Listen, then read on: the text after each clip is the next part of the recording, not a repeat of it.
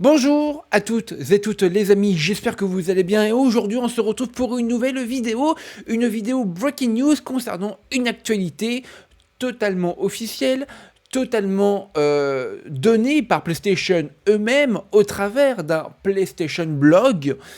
Malheureusement, l'un des piliers de PlayStation au général, qui aura passé plus de 30 ans dans les locaux de cette marque immense, quitte part à la retraite, et je parle tout simplement de Shuhei Yoshida, qui donc quitte PlayStation après 31 années de bons et loyaux services.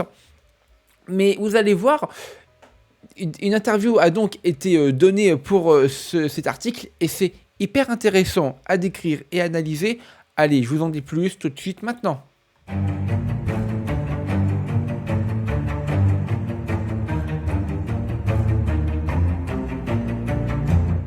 Vous le voyez ici, donc PlayStation a mis en ligne un communiqué de presse de cette personne, donc Shuhei Yoshida, qui donc quitte PlayStation après plus de 30 ans dans l'entreprise. Et donc, il parle d'une conversation avec le responsable de l'initiative Indies de Sony Interactive Entertainment. Comprenez par là, grosso modo, le responsable des studios indépendants au sein de Sony Interactive. Donc, voici le début de l'interview, je vous le traduis. Si vous avez écouté PlayStation Podcast au cours des 14 dernières années, alors vous connaissez certainement Shuhei Yoshida, peut-être mieux connu sous son long travail en tant que président de PlayStation Studio pendant une partie des années PlayStation 3 et PlayStation 4. Yoshida-san a passé les dernières années à évangéliser les développeurs indépendants en tant que responsable de l'initiative Indies chez PlayStation.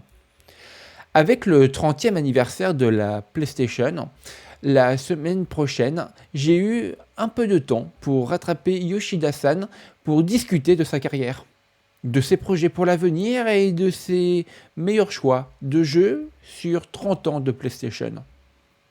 Bon, voilà, vous l'aurez compris, on est quand même sur quelque chose d'assez gros et des questions ont été posées et des réponses ont été dites à ces questions.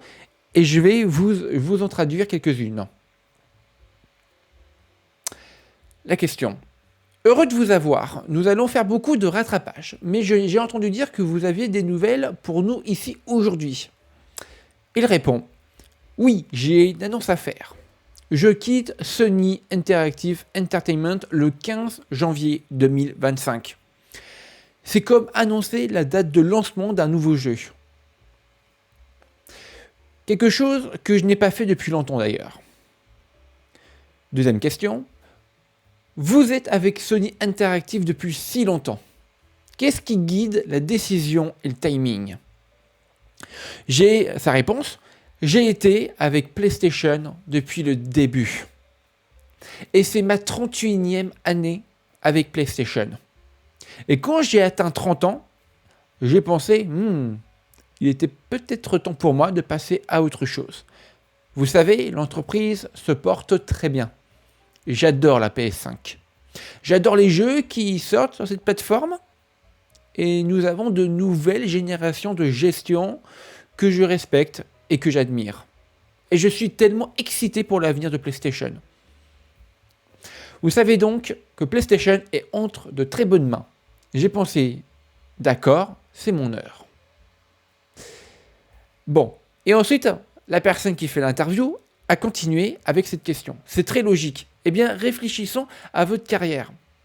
Je sais que vous êtes ici depuis longtemps, mais depuis combien de temps exactement êtes-vous avec PlayStation? Il répond, oui, j'ai rejoint l'équipe de Kenk Kunitamagi en février 93, alors qu'il développait la PlayStation originale.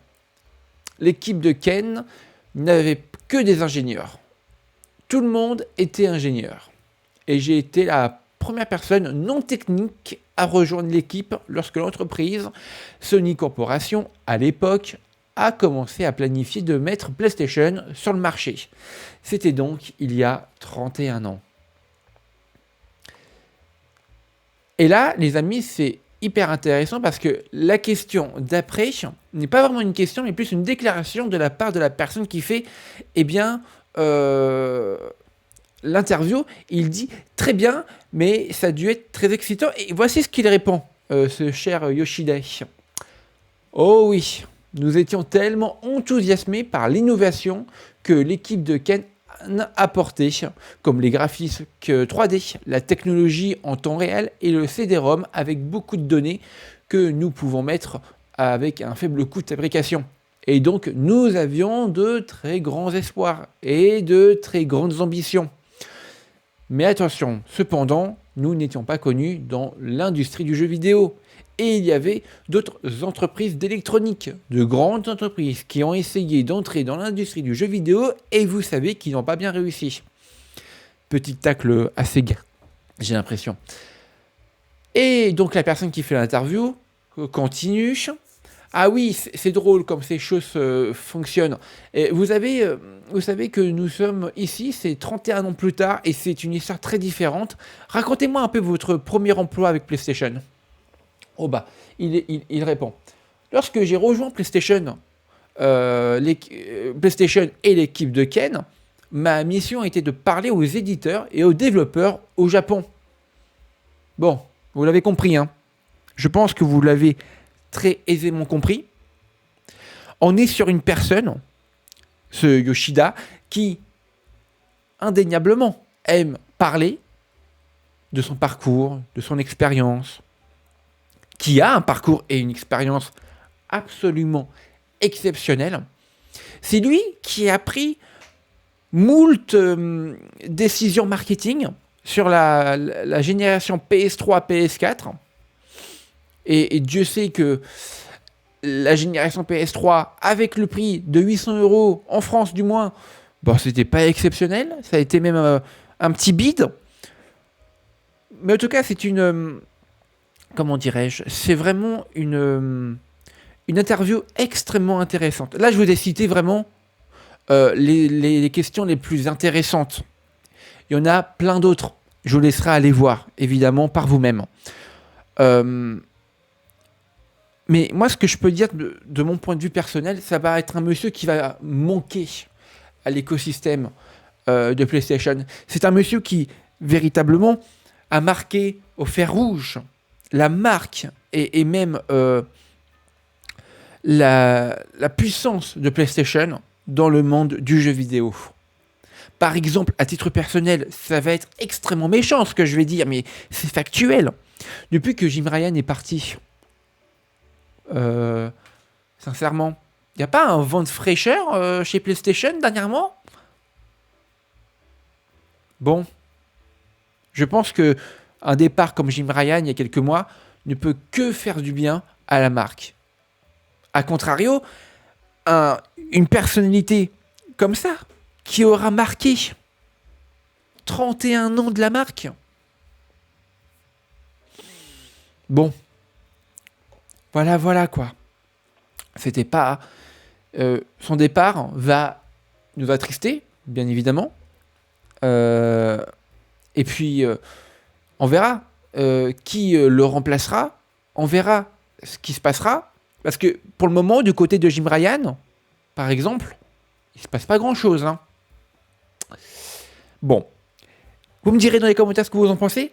Merci à vous de m'avoir écouté. Ciao tout le monde, c'était The Creative Man. Au revoir.